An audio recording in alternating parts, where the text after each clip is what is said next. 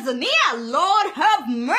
You know, while we are slacking in Nigeria and so many other countries, the man is doing wonders. Have you heard about the new president of Tanzania? They call him the bulldozer, and rightfully so, because the man is bulldozing corruption, laziness, and overspending among government officials. Ladies and gentlemen, meet the man that gladdens my spirit. I hope that all African presidents are watching. Well, they're probably not watching, but anyway, I hope they can learn a few lessons from the man, Dr. Pombe Magufuli. He's a farmer's son whose first real job was a school teacher, and then he educated himself as an industrial chemist and eventually became Tanzania's Minister of Public Works before winning the election in November of last year. Yeah, just last year. You would not believe all that the man has done. The first thing he did was to suspend the Independence Day celebration. He said, what are we celebrating when people are dying of cholera? I was like, whoa, how many people have died of cholera in Tanzania?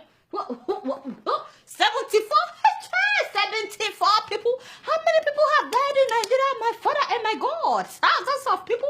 Boko Haram has killed thousands of people in Nigeria, and we did not suspend any party or ceremony. Even our new president was in Ogun State, you know, celebrating in Ogun State after the incident that happened in Dalori. Meanwhile, a president cancelled Independence Day celebration because like 70-something people were killed by cholera. So they were supposed to spend 4 billion Tanzanian shillings on that ceremony. But Magufuli said, no.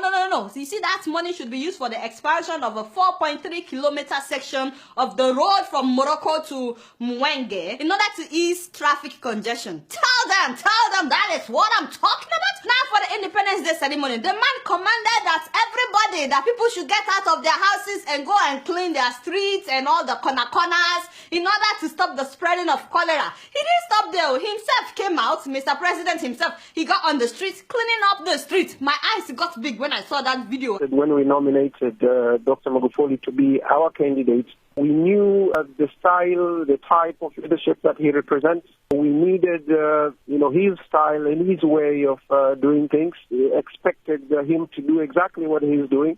When some Nigerian officials, even those that are not even president, they are not president, when they will be feeling pompous, because of what he did, his own officials also got on the street, cleaning up the street. Imagine what will happen the day we see Oga Saraki with a broom, or Oga Dino Melaye, or Senator Bruce. That man's very loud on Twitter. Anyway, the man banned all foreign travels by public officials, public servants, except when it is essential travel, and they must get permission from him or from the chief secretary. In fact, on the 21st of November of last year, a group of 50 officials were going on a tour of Commonwealth countries. The president cut down the list from 50 people to 4 people, and he saved the government 600 million Tanzanian shillings. Recently, during the Commonwealth conference that President Uhuru Kenyatta attended alongside other senior government officials, his Tanzanian counterpart slashed the size of delegation to the conference from 55 to just 4, thereby saving millions of shillings. Money they would have spent on tickets, accommodation, and per diem, no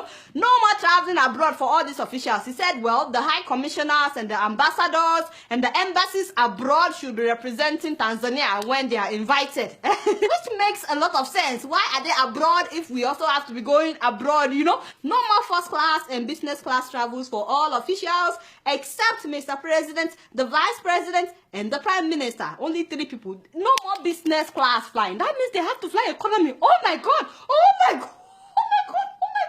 Some of them will collapse.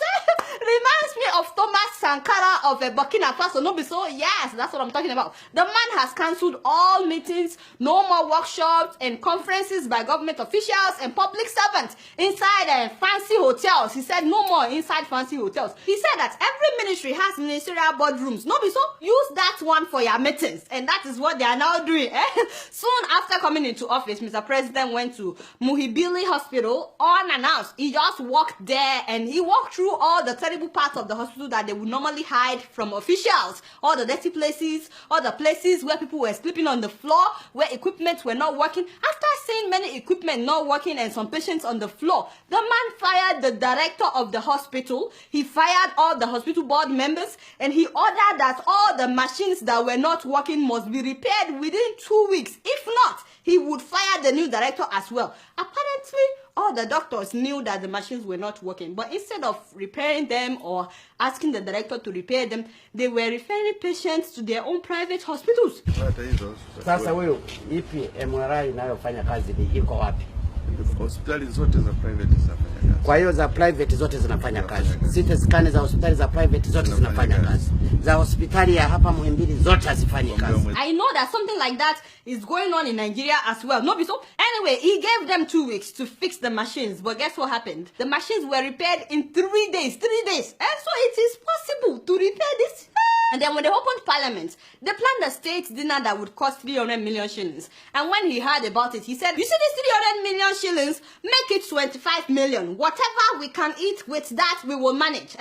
Now, the rest of the money, he said they should use it to buy hospital bed for that hospital that he visited, you know, Muhimbili Hospital. So they bought 300 brand new beds and mattresses and 600 bed sheets from that money. Can you imagine? They would have eaten with that money and that would have been the end of it. Now they have 300 brand new beds to admit people into the hospital. By the way, he said that why were engineers using V8 engine vehicles when they were supposed to be using pickups? He said that is more suitable for their jobs. So now they've changed all the vehicles. No more sitting allowances for officials. He said, how the hell are you paid allowances for a job which you have a monthly salary? That also applies to members of parliament, by the way. No more sitting allowances. It was so funny when I heard that the day after he was sworn in, the State House officials were showing him around, you know, his new residence, but he was not really impressed by that. He said he decided to take a walk to the Ministry of Finance. He got there and he told them to get their acts together. He asked why some employees were not in office yet, and I heard that since that day, the traffic jam in the mornings has really increased because people no longer show up late to work after Mr. President's visit. Now he ordered that no more tax exemptions for the big people. Everybody must pay taxes, including the big people. The other day, when he was going to officially open parliament, instead of him to fly the 600 kilometers, the man decided to drive. He drove the whole 600 kilometers from that to Dodoma. He has reduced his own convoy. He even reduced the presidential delegation that travels with him. He surprised everybody when he chose a female vice president. All the big boys were shocked. They were like, what? It's a new day in Tanzania. And then he chose a prime minister that nobody has heard about. They said that this guy has a reputation for hard work and no corruption. All the big guys that thought that they would be prime minister are still in shock, by the way. So after his visit to the Ministry of Finance and that hospital, without announcing, all the other ministries have fastened their belts. Everybody is now hardworking, including a sector that people consider very corrupt. That is the port, where people normally pay bribe to get their stuff. I heard that it has suddenly become the most efficient place. No loads are missing, things are done quickly, and you cannot get your container without paying bribe. And finally, all individuals and firms that bought state companies that were privatized, they've been told to either get to work or hand over that sector with immediate alacrity, hand it over back to the government. Some of them, I heard that they've not done anything in like 20 years, but now all of a sudden, they're all awake, doing stuff. The man has literally pressed the reset button in Tanzania. It's a new day in Tanzania. His motto is Hapakazi 2. Some of you that are not from Tanzania, you probably don't understand. Don't worry, I will teach you. What that means is here, all we do is work. We serve, nothing else. Yes, his people are happy. Of course, the big people are not that happy, especially the corrupt ones, you know. But all the small people, like myself, they're very happy. Ugandans want their president to be like him. They wrote an article about it. South Africans want their president to learn 10 things from Tanzanian president. And of course, I want my president to learn from this man 3 bossas. So the president of Tanzania, bossa. Now, having said that, my guy, we are very happy. We love you. You started well. Please continue to do not disappoint mama. If you keep up like this, very soon Tanzania will become the best country in Africa. No, be so. You guys not doing anything. Guess what? I'm just keeping it real.